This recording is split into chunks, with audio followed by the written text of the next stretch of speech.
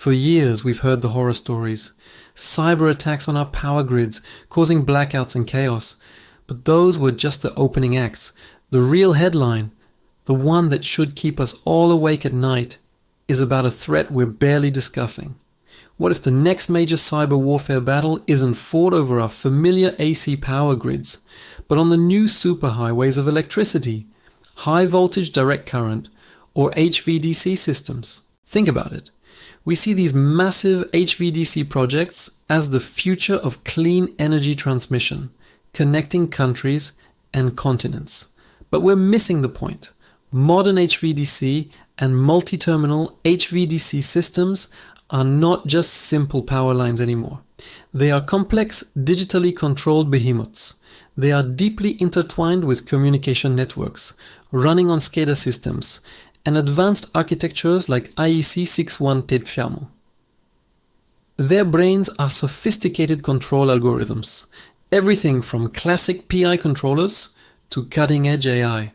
This digital revolution, this leap forward in technology, has inadvertently rolled out a red carpet for a new and far more dangerous kind of attacker. It's a brand new attack surface, and it's bigger and more critical than anything we've dealt with before. So why is HVDC such a juicy target for a sophisticated cyber adversary? It boils down to one word: impact. Let's talk about centralized control. In a sprawling multi-terminal HVDC network, you have critical nerve centers. A successful attack on a single point, like a DC voltage control station, a master converter, or a central coordination controller, doesn't just cause a local flicker, it could disconnect multiple national AC grids from each other in an instant. It could completely isolate massive renewable energy hubs, like offshore wind farms, leaving them stranded. The scariest part? It could trigger a domino effect of instability that cascades across vast interconnected power systems, spanning entire regions. The scale of devastation is orders of magnitude greater than an attack on a local city's distribution network. We're not talking about a neighborhood blackout. We're talking about a continental scale crisis. The second reason is their total, absolute dependence on communication.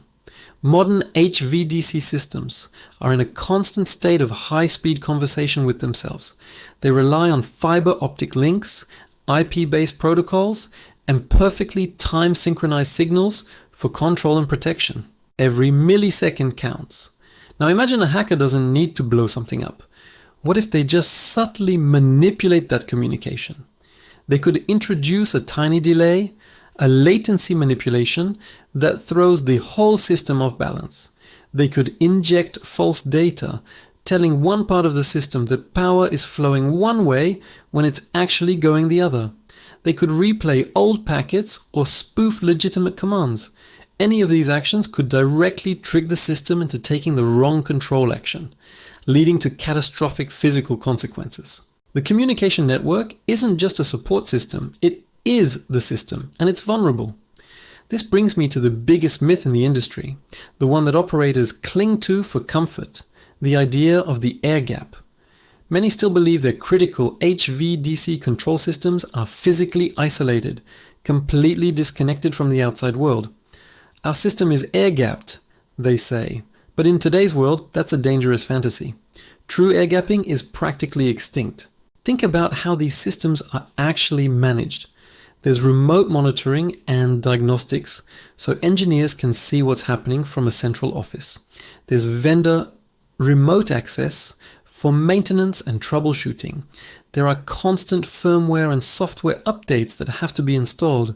And increasingly, there's cloud-assisted analytics for asset management and predictive maintenance.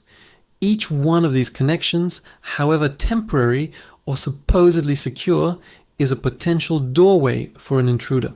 The air gap is a myth, and hiding behind it is no longer a strategy, it's a liability. So what could a cyber attack on an HVDC system actually look like? The scenarios are chilling because they're so subtle. An attacker could slowly manipulate the DC voltage or power references, pushing the system towards its stability limits without tripping any immediate alarms. They could inject false power flow commands, essentially hijacking the flow of energy between regions. They could cause a loss of synchronization between the converter terminals at either end of the line, forcing a shutdown. They could send a command to just block the converters, instantly halting gigawatts of power flow. This could easily trigger cascading failures in the AC grids connected to it, causing widespread blackouts. But here is the truly insidious part. A well-designed cyber attack might not look like an attack at all. To the operators in the control room, it could appear as a series of strange but plausible technical faults, a sensor malfunction, a communication glitch, a converter trip. They'd be chasing ghosts, trying to fix a problem whose root cause is a malicious actor, pulling the strings from thousands of miles away. If you think this sounds like science fiction, we need to look at the lessons from Ukraine. The Black Energy and In-Destroyer attacks that plunge parts of the country into darkness were a terrifying wake-up call. These weren't simple smash-and-grab hacks. The attackers demonstrated an incredibly deep understanding of how power grids operate. They knew the protection logic inside and out. They expertly exploited industrial communication protocols. They targeted the operational control mechanisms with surgical precision. The very same control philosophies and protocols used in those substations are now being used in our most advanced HVDC systems. The only difference is, with HVDC, the potential impact is global. Ukraine was a warning shot, and we need to ask if we're listening. This leads us to the real controversy, the uncomfortable question nobody wants to answer publicly. Are we deploying these massive continent-spanning HVDC systems faster than we can secure them?